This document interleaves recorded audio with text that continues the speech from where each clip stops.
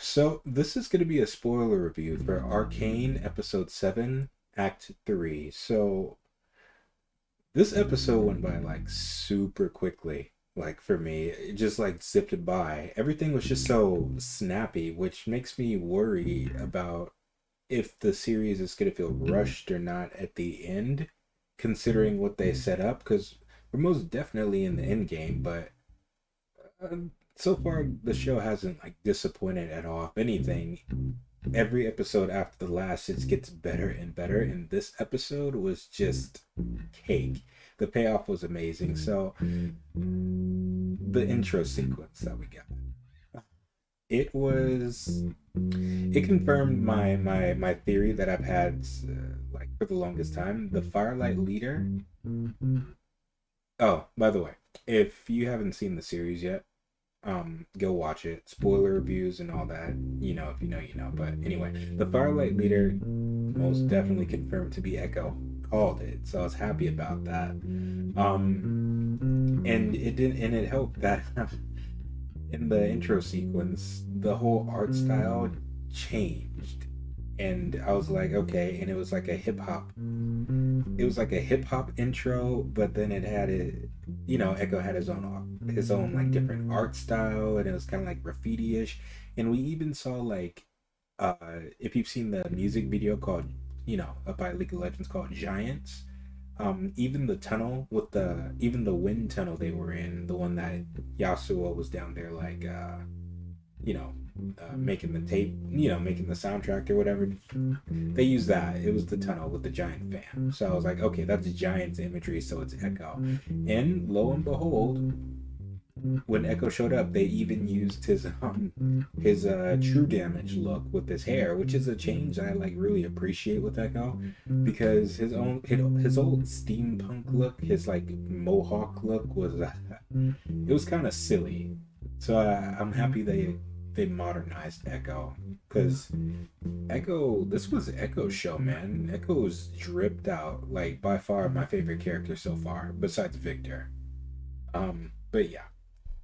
So Echo and Vi finally reunited, and it was funny during the sequence where Vi was like was like handcuffed when Echo revealed himself, and you know Vi's been in prison for a long time. I'm guessing at least 5 to 7 years, and she's shocked to see him all grown up now. He's like, people changed, and she's like, man, you used to not be able to stand up to me. Now look at you. He's hardened, man. And it turned out Vi Vi was unchained the entire time. She uncuffed herself, so at any point she could have took Echo out, but he was a friend. And that hug that Vi gave her, that Vi gave Echo, and he just let his guard down. He's still that little boy, right? He's just been forced to like grow up really fast due to the circumstances that they're in. Um, and he's been working hard to like clean up his city of Zon, right? By destroying all of Silco's shipments that he can get. And he even shows that he's actually been taking people in and rehabilitating them from the effects of the shimmer drug, which is really cool. You see kids down there, you see, you know, adults, and they are essentially like his his family. Like they fight for his cause, a cause for a better Zon. And even and I love the imagery that they have down there, like in Echo's little base, how they have what I just realized it. The first like sign of life that we see that's not in Piltover, it's pretty much in the depths of Zon, right? It's the first tree we actually see. And Echo says it perfectly. If this can survive down here, anyone can, right? So yeah. Oh, and even we even see firelights. The thing that Echo's gang is named after. The things that only grow where life is. That only that only thrive where life is, where there's grass and whatever. So I just thought it was really beautiful imagery. So they go and get Caitlyn, and you know, Caitlyn's not too happy about it. He felt Caitlyn thought that Vi was being hurt, but you know, Vi's okay because he knows Echo, and Echo's just like, yeah, we want the Pilty out of here as soon as as soon as possible because she's trouble. They still have the little gem, the Hextech gemstone. Caitlyn wants it back, but Echo's like, nah, we can use this to beat Silco and his men. And then Caitlyn reasons with Echo, and I like how Caitlyn's kind of like, she's growing as a character. Caitlyn's always been cool. She's always had that like that compassion and that understanding, and she uses that to kind of like reason with Echo and just let Echo come to his own decision on what he wants to do. Because she's like, listen, I know you're angry, and you would be well within your right to keep it, but if we get it back and get it back to Piltover, this might be a chance for us to start a real conversation and change Zahn and Piltover's relationship for the better, because this city needs to heal. Both sides need to heal, especially Zahn, because Caitlyn has seen firsthand like how people live down there, and she's finally off her high horse, because just like Heimerdinger, she was disconnected from it all, right? And she's learned from that, and I love to see that. So Echo's like, okay, I'll give it back to you. I'll give it to the council or whatever, but only if I get to give it to them. So they set off on their way.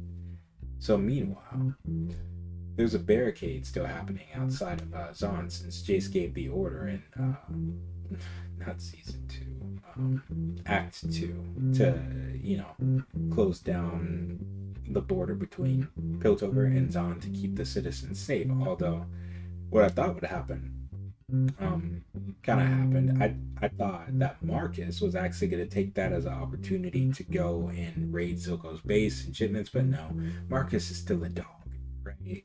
He's the most hated character I've ever seen. He finally got what was coming to him in this episode. So, but we'll get to that. We will get to that. So yeah, Marcus is something else. But anyway, so the plot point with Victor. Victor went to go see Singed at the end of Act 2, right? So Singed. Victor shows Singed his, Hextech research with the Hex Core. Victor didn't bring it with them, but Singed ends up saying, hey, there's nothing I can do, but this might help. He gives him a new vial of Shimmer that's kind of like, it's a different variant of it to help him with the change. And we get a little glimpse into Singed's past, saying how he used to be in Piltover. That's the implication. He used to be in Piltover because according to Singed's old lore, he used to be a respected professor at Piltover, but then he went his own way and made his way to Zahn. Which I'm wondering about the timeline, because I'm thinking, did the second war with Ionia happen yet, or has that yet to take place? Because if that's the case, then that means that either Born Darkwill is still in power and hasn't been, usurped by Swain yet. So I'm wondering if that's the case, if Swain has come to power yet, because the timeline is kind of funky, since the show has taken liberties with each of the characters' lore and made them even more like interconnected with each other. So just something to think about. But anyway, Victor makes his way back. He takes the ball and makes his way back. Oh, before that, the reason Singed says, he left Piltover is because, he didn't see eye to eye with Heimerdinger, is because they didn't really, have the stomach to do what was necessary for science and for change. Excuse me. So anyway, Victor makes his way back across the gate, and Jace ends up having to come get him. And, Jace is becoming more and more, not unlikable, it's just like, come on, man. Because how he like, I don't know, you just feel like you want to protect Victor, because he has like this innocent like outlook on things, right? Because he truly doesn't understand why Jace is upset. He's like, I told you I was gonna go see a friend, Jace. And then Jace is like, I told you I was gonna see a friend so they can help, Jace. And Jace is like, well, you didn't tell me that your friend was in Zahn. I can't believe, how this looks. Like, I can't believe, like, you like one of my people or whatever disobeyed a direct command or whatever. And then Victor's just so baffled. He's just like, well, what difference does it make if my friend is in Zon? And then Jace lets it slip. He's like, well, the people down there are dangerous and whatnot. And then Victor, gives him this look. He's like, I'm from the Undercity. And then Jace has a moment of clarity, and it's like, oh shit, I shouldn't have said that. I might have hurt his feelings. And he tries to help Victor up, but Victor's mad at him too, so he just kind of smacks his hand away, like, don't touch me, I'm dangerous, so get away from me. So Jace apologizes. He humbles himself and he apologizes, because you get where Jace is coming from. He's under a lot of stress, but at the same time, Jace is also disconnected. He's suffering from the same problems that Heimerdinger was suffering from. Like, him being in his bubble in Piltover disconnects him from the realities that the people have to go through on the other side of the bridge. Realities that Victor knows all too well. Like, if anything, I fit Victor for president, man. Like, if Victor finds a way, and I'm pretty sure he will find a way to make himself better, he would make a perfect, like, a leader for Zon, right? Whereas Jace, on the other hand, will probably still be good for Piltover and all that. But yeah. So yeah, Victor says his search was for nothing, and he said, his friend couldn't help him. So yeah, that's where that led to. And another plot thread that's open. Mel Medarda. She's getting letters from her friends overseas. I think it's Noxus, because that's the only thing that makes sense. And she even receives a letter that has the Medarda seal on it. So I think her parents are going to show up. Her family is going to show up.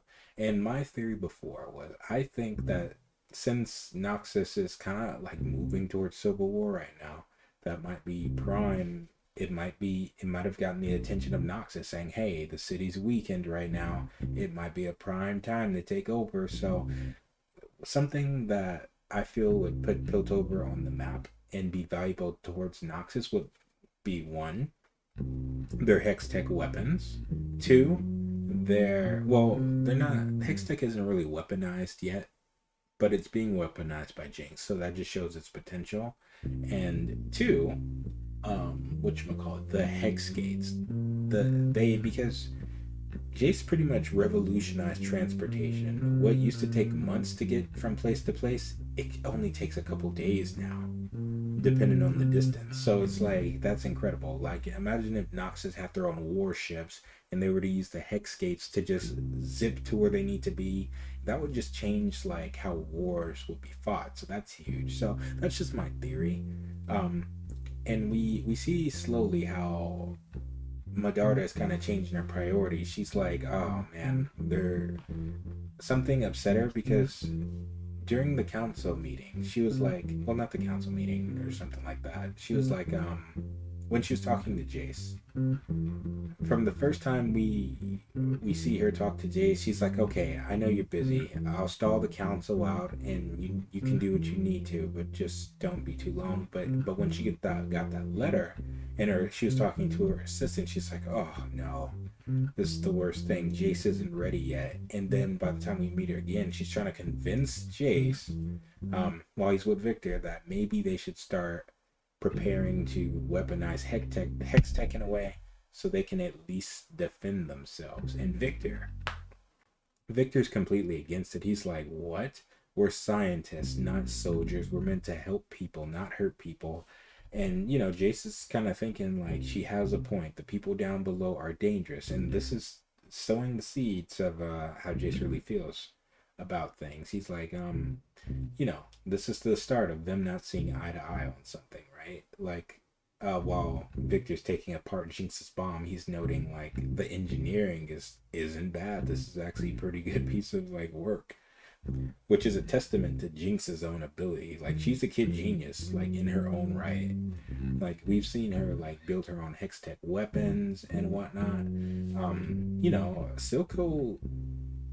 Silco really knew what he was doing with Jinx in hindsight. Like, he knew what her strengths was, and he's like, play to your strengths, work on your gadgetry, because that's what you're excellent at, that's what you excel at. And it's proven, like, later on, during the bridge scene, but I'll get to that. I gotta remind myself to talk about Jinx's gadgetry because um, we've been teased at what's to come since the first couple episodes of Act 2, and it finally came to a head in Act 3 at the end of this episode with the firelights. But I'll get to that. So, Jason and Victor get into a little argument. That upsets Victor enough um, to where he's like, okay, um, he, he goes to the hex core and he starts testing out his theory about channeling magic through him, right? That's what he was talking to Victor about in Act 2. Not Victor, Jace about in Act 2. So he inscribes little runes on his like little leg brace and whatnot, and we get a glimpse at Victor's body as well, whereas contrast to Jace is fucking jacked, man. And he's healthy compared to Victor's sickly body. He even has to have a back brace so he could support himself and stand up straight, and his legs fucked up, so he has to limp and he needs a cane to walk. Compared to Jace's strong vitality, it's contrasted with Victor's like frail mortality. So yeah.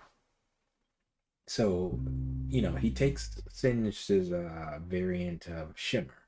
He injects it into his leg and he touches the hex core and cuts his hand, touches the hex core, and it starts taking in his blood and it starts changing Victor on the inside, right? Did they show what happened to him? Did they? Did they show what happened to him? No, I don't think they showed what happened to Victor. Unless I'm misremembering. No, I don't think they showed what happened. Anyway. So yeah, I think that's, hold on, let me check. This. Hold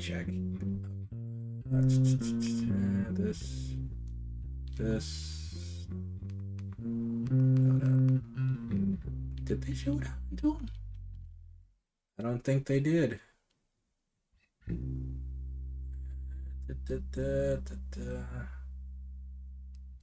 I watch these things and then I just like free flow it, so it's easy to forget stuff. No, they didn't show what happened to Victor. No, they did not. Yeah, most definitely. So yeah, I have no idea what happened to Victor. Anyway, so yeah, so I guess we just faded to black there. So trying to finish up a couple of other plot threads. So Heimerdinger's roaming around now.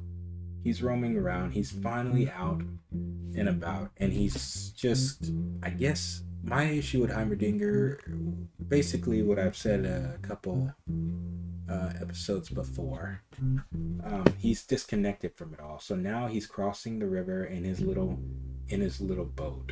So I'm wondering what that's gonna come to, because most definitely, like, Zahn is on the verge of civil war now, right? So he's gonna see what he's been like blinding himself to this entire time, and maybe, just maybe, he's gonna reconnect like with the people, because, well, I said it before during the opera scene, while he was there just like watching opera, there were people dying and he did nothing about it. So Heimerdinger is still 100%, not 100% to blame, like, but he's part of the problem, right? So as I said before, this could be good for Heimerdinger. Now on the Silco end of things, I've been saving him for last.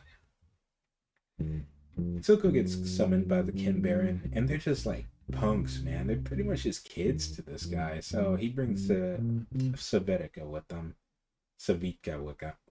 and they're like, hey, maybe we should give up the gemstone and make a deal so we can at least trade, because some trade is better than no trade. And then Silco's just looking at them like just ungrateful children, and he's just like, they need to be reminded. So pretty much to sum up Silco's whole thing, his conversation with them, he just tells them that they're ungrateful and then leaves. That's all it was. Like, he has Savitka like cut the vents off and like fill it with the gas, and he's like, do you remember like, you were too young to remember, but how they treated us. They gave us scraps. Like, this is the air we used to breathe in the mines. I gave you a taste of the high life, and now you've grown complacent and you've grown fat, right? While these people are just choking for oxygen, but he's passing out masks. So I'd say the message got through pretty clearly, right? Even the plants in the room died. That's how bad it used to be. And Silco is just like standing there, breathing it in, not even phased by it. And I guess that has to do with him being affected by the river toxins when Vander was drowning him when they were like younger, and that's how he got his like messed up eyes. So it doesn't even bother him. He just breathes it in like it's just like it's clean air. But he's like, this is the shit we used to breathe every day, right? Just because y'all got a little bit of money now, it made y'all forget like where you came from, right? We're fighting so we can breathe the same air as the people up there because we deserve better. I love, like, the more this goes on, I just love Silco's character. Like, don't get me wrong, there, like, out of everyone, Silco's not a piece of shit. Sure, he killed Vander, but Silco, the more I look at him, Silco's not really a villain.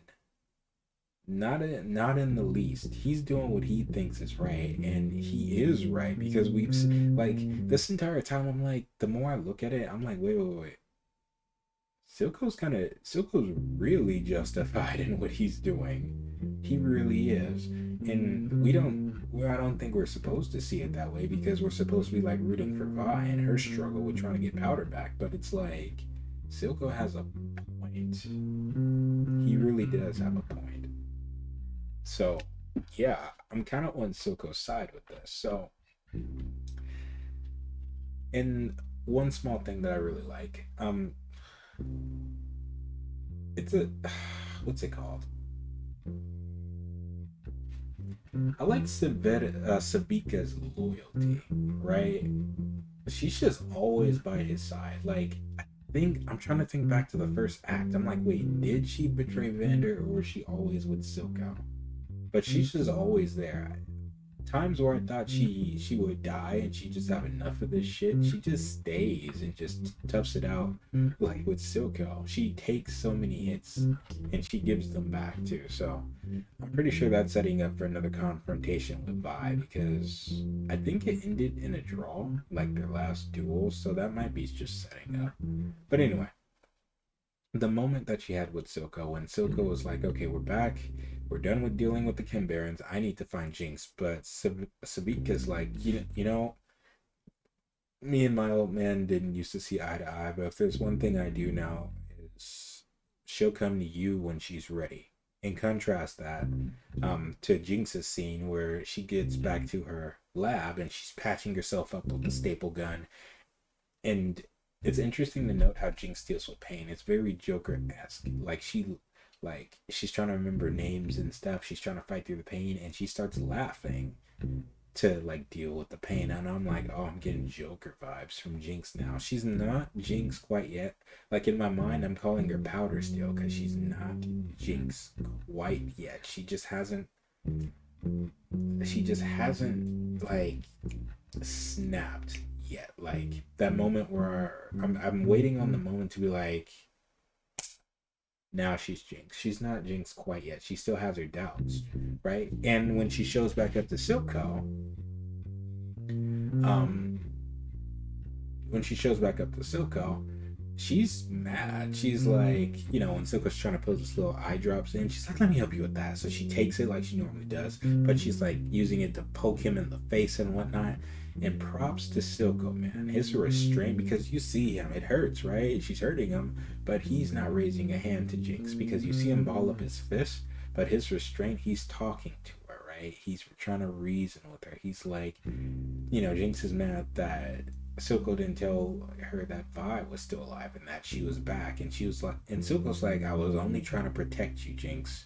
Like, I'm not lying. Like, these people abandoned you. There's only us, Jinx, and this, that, and that, and really just like buttering Jinx up. And you see the words are getting to her, and she's sad. She's like, I'm only trying to protect you because I care for you, and all these nice words. And the thing about his words, I believe it, just like Jinx does. To be honest, I don't think Silco's lying when he says it. It's just because I'm good at sniffing out a liar. Like, in his words, like, you want to believe Silco's the villain in all this, and oh no, he's just using Jinx to get what he wants. But at the same time, he never forced Jinx to do anything. Like, he always axes Jinx. He never is like, you need to do this, that, and that. He's never in her face. He's always level headed with her.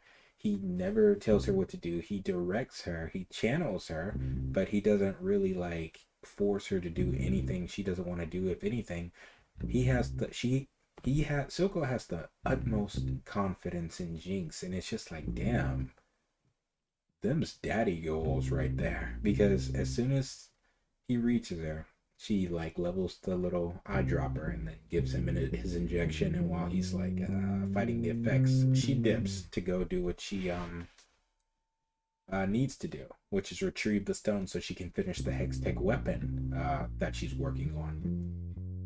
I wonder what the weapon is gonna be though, because I'm trying to think of Jinx's kit, and the only thing we haven't seen, we have the little zap gun, we have the mini gun, pow pow, and we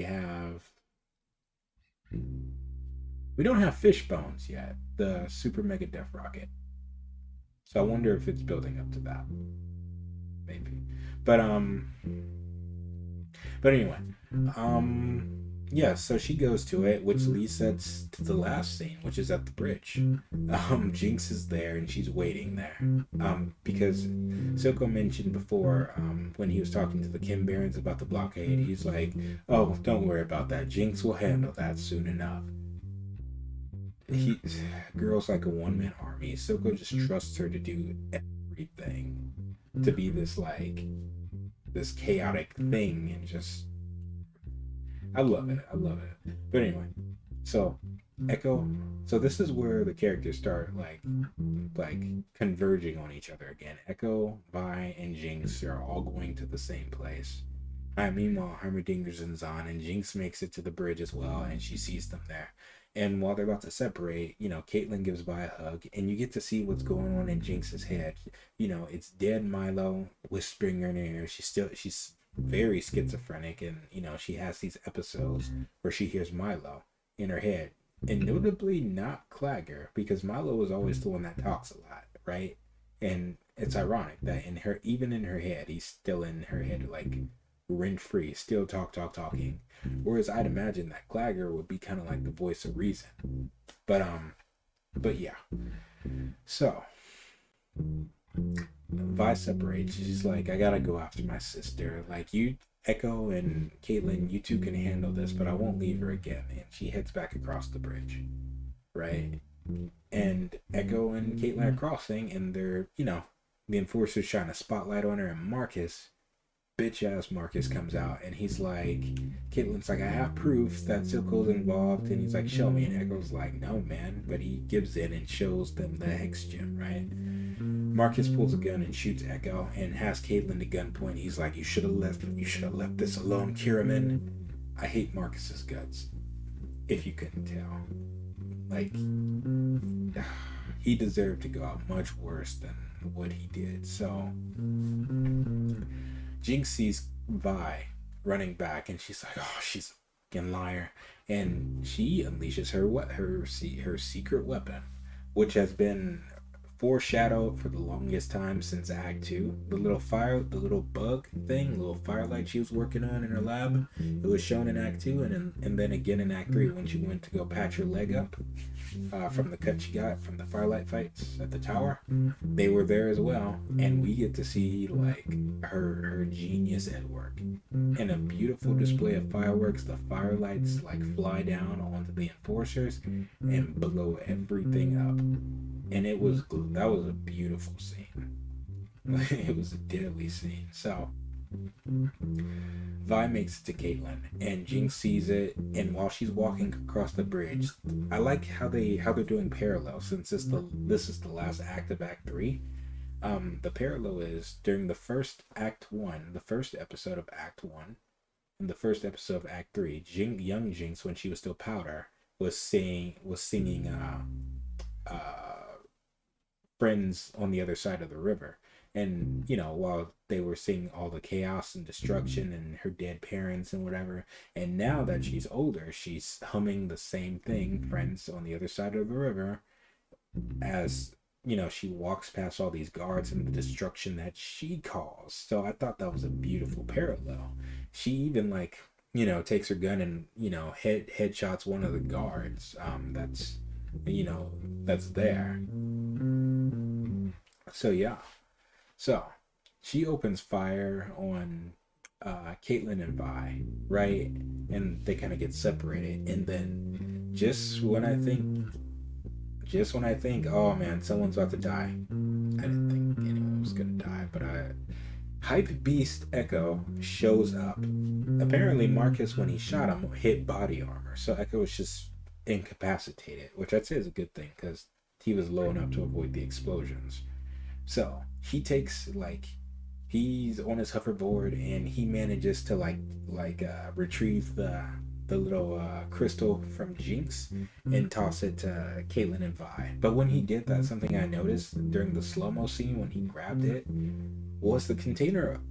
That scene went by super quick, so I was like, wait, was the container open or was it closed? Because if it was open, that means Jinx has the crystal. When she turned to the side to hoist up her minigun, when she got it, she must have taken it out and swapped it out. Or if it was closed, then that's fine. Vi and Caitlyn still have it, so it's a bargaining chip for the council. I just thought it was weird how slow-mo happened right there, and I wasn't sure if the container was open or not.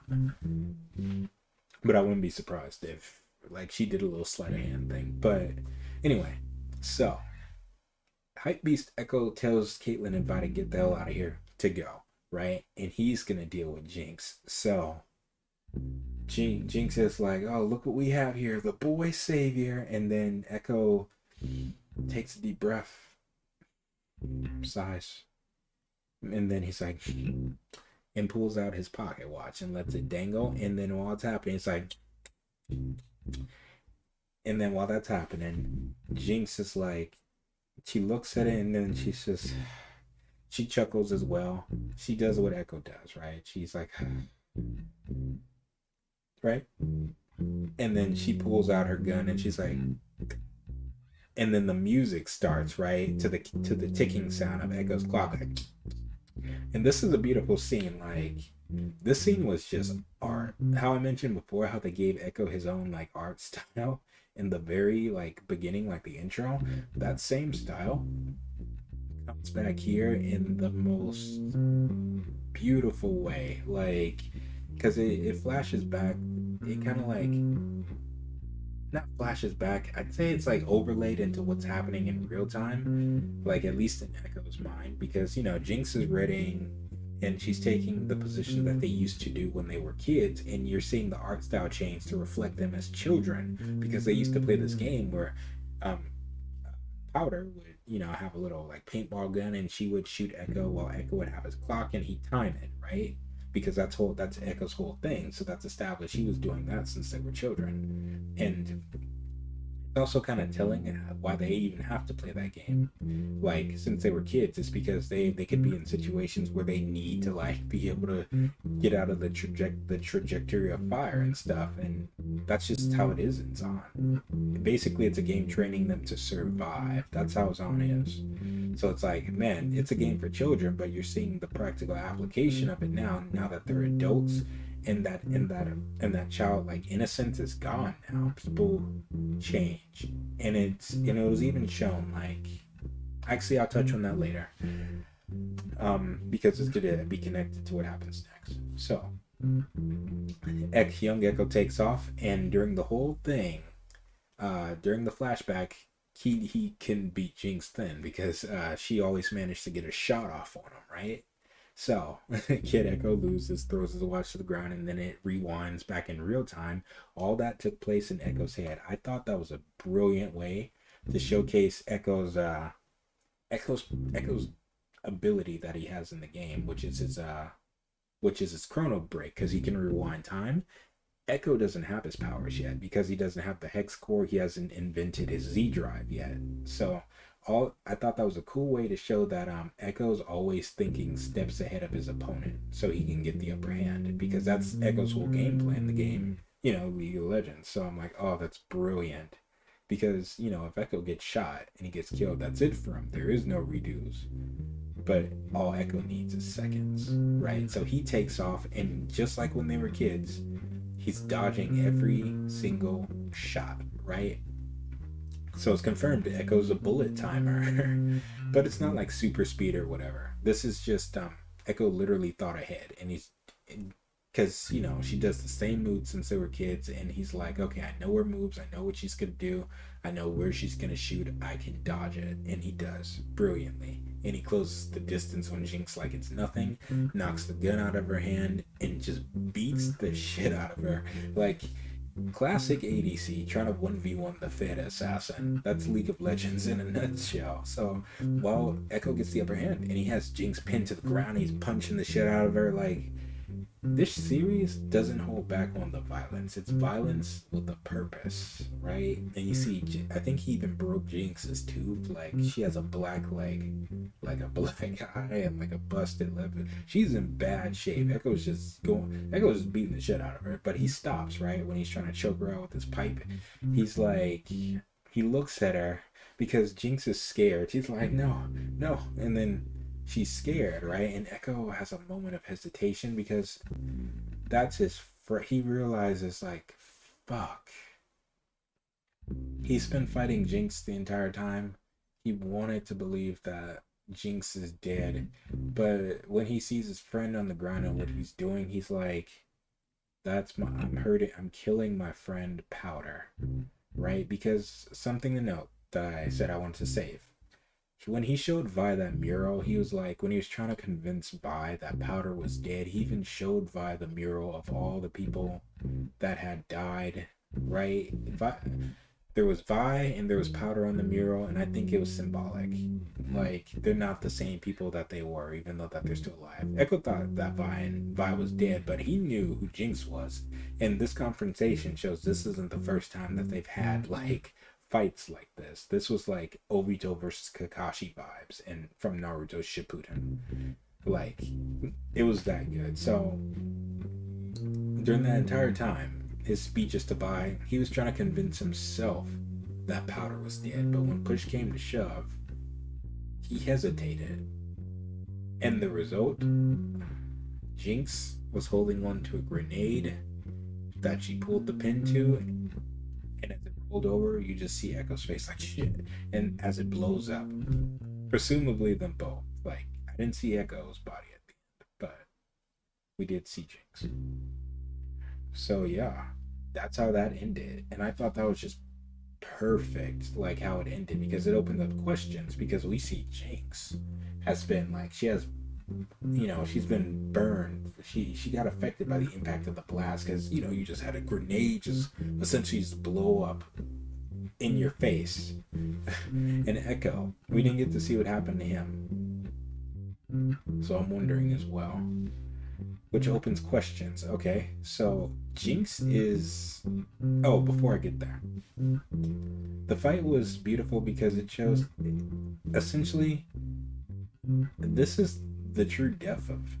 I feel like it's leading towards the true death of Powder now, right? Because she feels like she's been betrayed by Vi, like completely now. And the last connection that she had was Echo. She just got into a fight with him, and she just essentially just blew him up. Echo's still alive. Echo's not dead because he's Echo. Of course he's alive. He has a E. He could just dodge out the way, probably. But we didn't see the body, so we don't know his state yet. But yeah, this was essentially the death of her last few remaining connections now. Like she has it in for Caitlyn now, so Caitlyn is most definitely on her list because Jinx is down now, but she's gonna come back. Of course she has to because I'm trying to figure out how though before I start episode 2. Not episode 2, episode 8. The only thing I can think of is I'm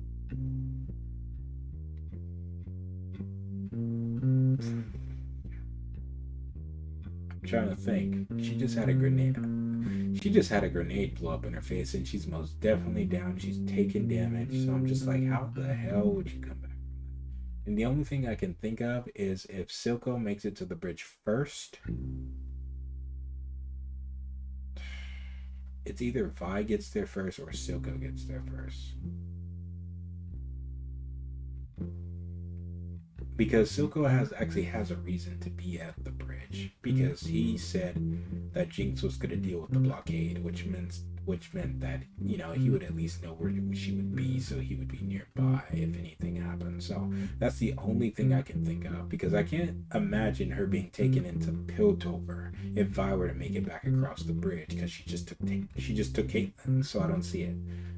It has to be Silco. So. And they set up. I'm trying to think.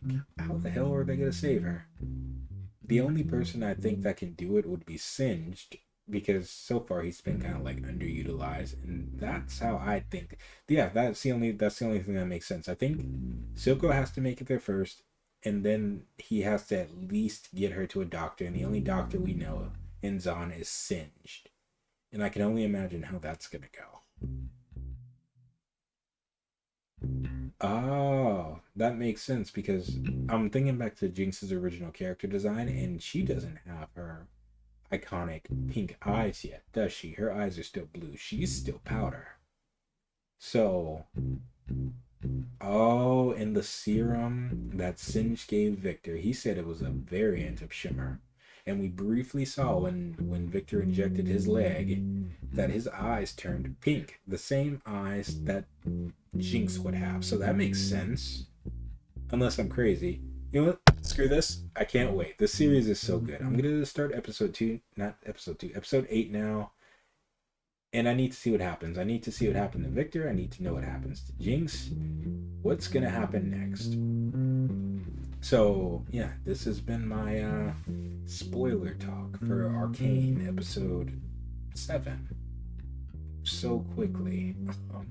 Let me know what you thought about this episode. This episode is art. This series is just art in general, so it's amazing. Like, best thing in the last 10 years. I just hope they stick the landing because we're almost there.